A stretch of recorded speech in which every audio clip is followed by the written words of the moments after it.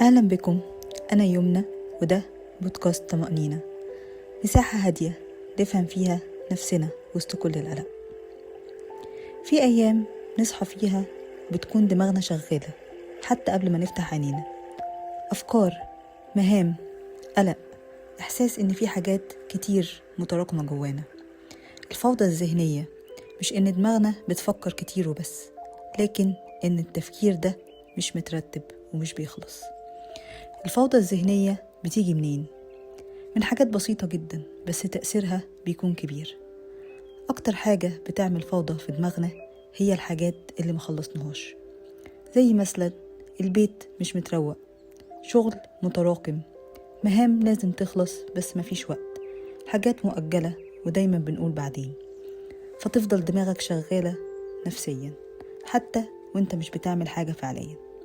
دماغك بيفضل يأجل المهمة، والأصعب إن العقل بيفضل شغال حتى وانت نايم، تفكر في اللي فات واللي جاي واللي لازم يحصل، وده استنفاذ نفسي كبير من غير ما نحس.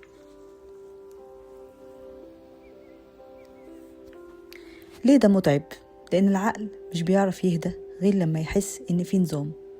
مش مطلوب منك تخلص كل حاجة، لكن مطلوب إن دماغك يبقى عارف إيه اللي عليه وإزاي هيعمله. أوقات الفوضى الذهنية ما بتبقاش بسبب إن ما عندناش وقت، لكن بسبب إن عندنا مهام كتير ومش عارفين نبدأ منين. أنا فاكرة في فترة كان عندي فيها حاجات كتير لازم تخلص، وكنت كل يوم أقول هبدأ النهاردة، ويجي النهاردة وأكسل وأجل وأقول بكرة. بس الغريب إن حتى وأنا ما بشتغلش دماغي ما كانتش بتسكت، تفكير مستمر، إحساس بالذنب، ضغط داخلي إني متأخرة، لحد ما في يوم وقفت مع نفسي وقلت مفيش تأجيل تاني، بس كمان مفيش ضغط كبير. قررت أعمل حاجة بسيطة، قسمت كل المهام لأجزاء صغيرة جدا، وحددت لكل جزء وقت معين في يوم معين، مش عشان أخلص كل حاجة مرة واحدة، لكن عشان أفضي دماغي من التفكير المستمر فيها.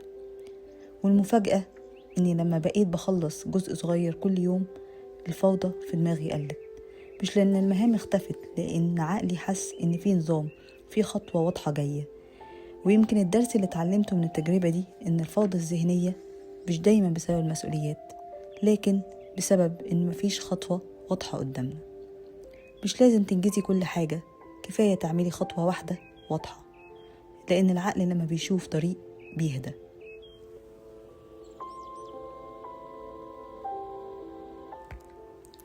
خطوات بسيطة ممكن نعملها عشان نهدي عقلنا. أول حاجة، دايما فضي دماغك على ورق، اكتبي كل اللي في بالك من غير ترتيب. اسألي نفسك سؤال واحد بس، ايه أهم حاجة دلوقتي؟ اقعدي مع نفسك حتى لو 5 دقايق بس في صمت من غير موبايل ولا كلام. قللي كلمة لازم، مش كل حاجة لازم تكون مستعجلة.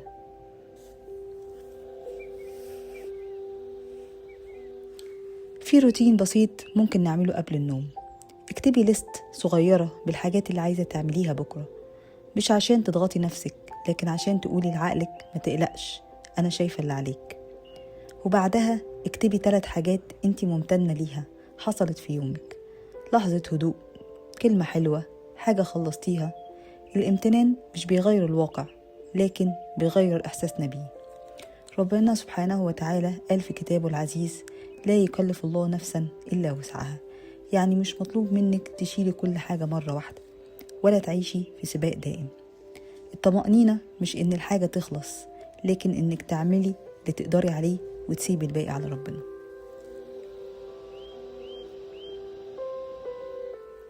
الفوضى الذهنية مش معناها إنك ضعيفة ولا إنك مش منظمة، هي بس رسالة إنك محتاجة ترتيب بسيط، رحمة بنفسك، هدوء قبل النوم. مش كل حاجة تتحل النهاردة، بس كل حاجة ممكن تبدأ بخطوة. دي كانت طمأنينة. لو الحلقة حسستك إنك مش لوحدك، ده معناه إنك إنسانة طبيعية. إلى أن نلتقي في حلقة الجاية، خلي بالك من قلبك وادي نفسك حقها.